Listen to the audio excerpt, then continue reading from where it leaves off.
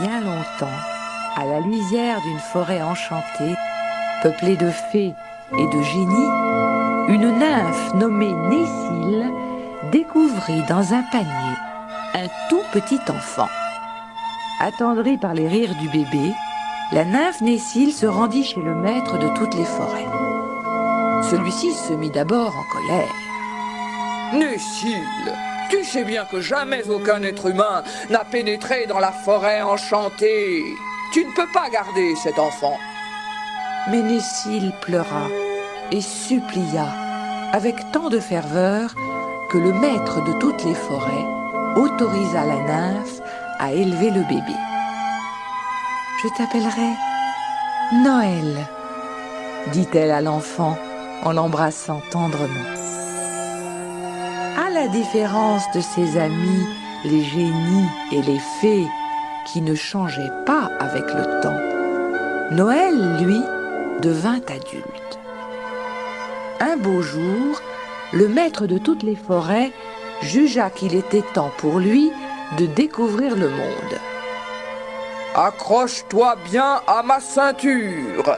Je t'emmène faire le tour du monde, » lui dit-il. Et tous deux se mirent à survoler les océans et les continents, s'arrêtant parfois sur des nuages pour se reposer, puis ils reprenaient leur route. Au cours du voyage, Noël vit des milliers d'enfants.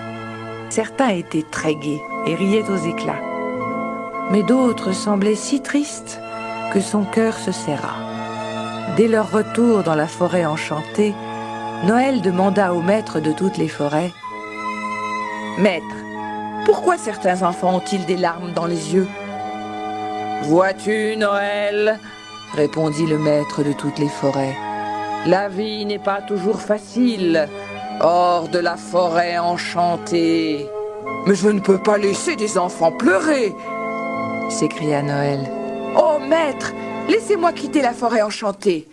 Je voudrais tant essayer de rendre heureux tous les enfants. » Alors, le maître de toutes les forêts sourit et il dit : « Va, Noël, nous te protégerons. » Et c'est ainsi que Noël quitta la forêt. Il parvint dans une vallée si belle et si verdoyante qu'il décida de s'y installer. Pour construire sa maison, Noël se mit à couper et à tailler des rondins. Comme le soir tombait, il décida qu'il finirait le lendemain et il se coucha sous un arbre. C'est alors que des petits lutins s'approchèrent et durant toute la nuit, ils travaillèrent avec ardeur. Le lendemain matin, quand Noël se réveilla, sa maison était terminée. Des fées lui offrirent ensuite de la vaisselle et toutes sortes d'outils, ainsi que des vêtements. Et chaque matin, Noël trouvait sur sa table du lait, du miel, du pain, des pommes et du raisin que ses amis les farfadets venaient lui apporter durant la nuit. Tous les jours, Noël parcourait les villes et les campagnes pour rencontrer les enfants. Il les faisait beaucoup rire et tous l'adoraient. Il n'y avait qu'au sévère palais du seigneur de Sans-Cœur et au triste château du baron Bâton qu'on refusait de lui ouvrir la porte. Mais l'hiver et la neige arrivèrent. Noël ne pouvait plus sortir de sa maison et il trouvait le temps long. Un soir, il prit son couteau et un bout de bois. Il regarda son chat, à qui il avait donné le nom de Jouet. Il ronronnait près de la cheminée. Alors, Noël commença à sculpter le bout de bois à son image. Le résultat était très ressemblant. On aurait dit son petit chat. Et Noël était très fier. Soudain, il entendit des pleurs au dehors. Il sortit et il vit dans la neige et dans l'obscurité un enfant qui s'était perdu. Noël l'enveloppa dans une couverture, le porta à l'intérieur et lui fit boire du lait chaud. « Comment t'appelles-tu » lui demanda-t-il doucement. « Je m'appelle Fluetin » répondit le petit garçon. « Mais je ne t'ai jamais vu. Où habites-tu? Nous venons d'arriver. J'habite au village un peu plus loin et je me suis perdue, dit Fluettin. Il est joli ton chat. Je peux le caresser? Il s'appelle Jouet. Mais tu sais, il est un peu sauvage, dit Noël. Et en effet, à peine Fluettin s'était-il approché de l'animal que celui-ci bondit pour lui échapper. Fluettin vit alors le chat en bois. Ce jouet-là ne bougera pas, lui. Je peux le prendre? Noël lui donna le chat en bois qu'il avait sculpté. Et le garçon s'endormit en le serrant contre lui. Le lendemain matin, Noël ramena Fluettin chez lui. Avant de partir, l'enfant demanda à garder le chat en bois et Noël accepta de bon cœur. Depuis lors, tous les cadeaux que fabrique le Père Noël s'appellent des jouets. Au printemps, Fluettin revint voir Noël. Il tenait par la main sa petite sœur Marie. « Moi aussi je veux un jouet !» dit la fillette. Et Noël fabriqua sur le champ un deuxième chat en bois pour la petite Marie. Après cela, on raconta partout quel magnifique jouet il fabriquait. Et sa maison se transforma peu à peu en atelier. Un beau jour, Noël vit arriver une armée de cavaliers richement vêtus, avec à leur tête Betty Boute-en-Train, la fille du fier seigneur de Sans-Cœur. « S'il vous plaît, monsieur Noël, moi aussi je voudrais un jouet. » « Mais je ne donne de jouets qu'aux enfants qui n'ont rien d'autre pour se distraire. Toi, tu es riche, tu as des chevaux, des servantes. » « Mais je n'ai pas de jouets. Et je n'y suis pour rien si mon père est un seigneur. » Noël réfléchit longuement. Après tout, la petite fille n'avait pas tort. « Bon, reviens dans 2 jours et tu auras un jouet, » lui répondit-il.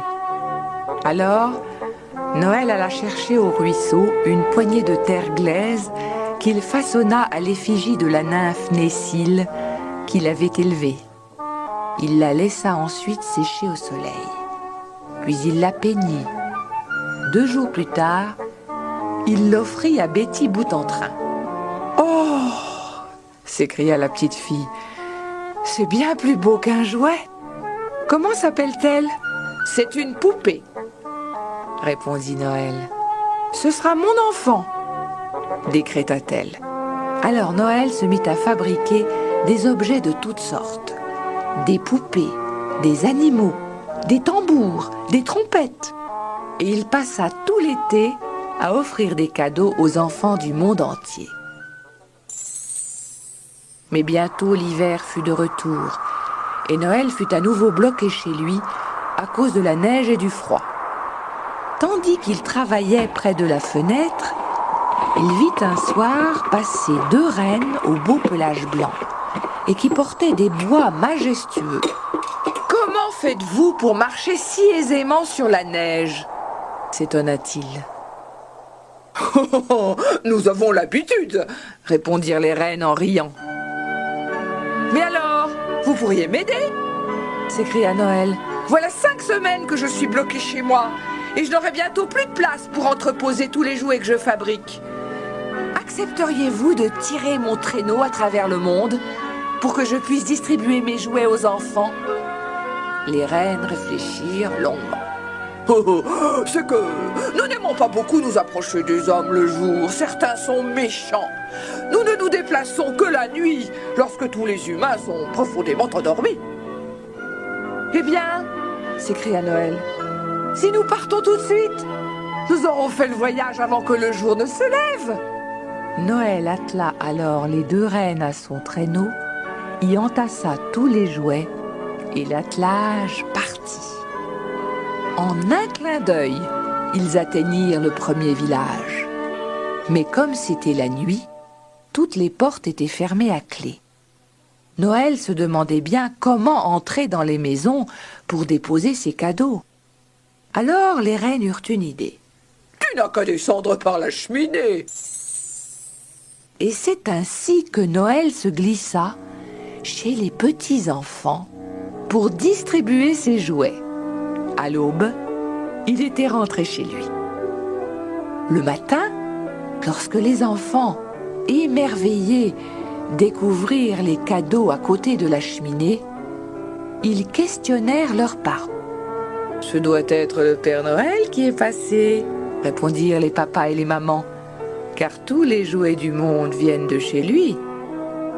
Et depuis lors, la nuit durant laquelle Noël distribue ses cadeaux s'appelle la nuit de Noël. Un jour, Noël apprit que, dans une vaste plaine où il ne poussait aucun arbre, vivaient 3 pauvres petits-enfants. Il décida alors de leur rendre visite et il alla chercher dans la forêt un joli petit sapin. Arrivé dans la plaine déserte, il planta le petit arbre, le décora de bougies et y accrocha ses plus beaux jouets. Puis il cria « Joyeux Noël !» et il s'enfuit avant même que les enfants n'aient le temps de l'apercevoir. Les 3 petits-enfants, fous de joie, dansèrent et chantèrent 3 jours entiers autour du sapin. Depuis lors, avant que le Père Noël ne passe, les parents de tous les pays du monde décorent un joli sapin pour fêter son arrivée. Et cet arbre s'appelle le sapin de Noël. Mais au fil des années, Noël se faisait de plus en plus vieux. Sa barbe devint longue et ses cheveux blanchirent. Des rides apparurent, son ventre s'arrondit, ses forces l'abandonnèrent et il fabriqua de moins en moins de jouets.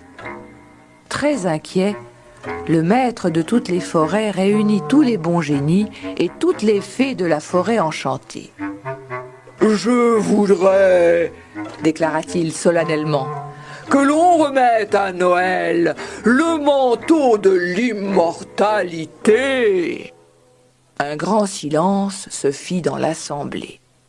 En effet, chacun savait que le manteau de l'immortalité n'existait qu'en un seul exemplaire. C'était une décision très grave. Soudain, une petite voix murmura. « Si Noël n'en est pas digne, aucun être humain ne le sera jamais, » dit timidement un petit génie. L'assemblée tout entière applaudit à ces mots. Le maître de toutes les forêts se leva et alla chercher le grand manteau rouge bordé de fourrure blanche. Durant la nuit, tandis que Noël dormait, 12 petits génies revêtirent le vieillard du manteau de l'immortalité. À son réveil, Noël fut bien surpris d'avoir retrouvé toute son énergie.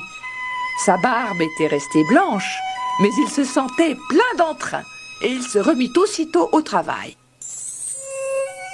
Et quel travail! En effet, chaque année naissent toujours plus d'enfants et le Père Noël doit fabriquer toujours plus de jouets. Aujourd'hui, il a tellement de travail qu'il file à toute vitesse et que jamais personne ne l'aperçoit. Mais c'est sans importance, car comme il le dit lui-même, il n'y a rien de plus beau au monde qu'un enfant heureux.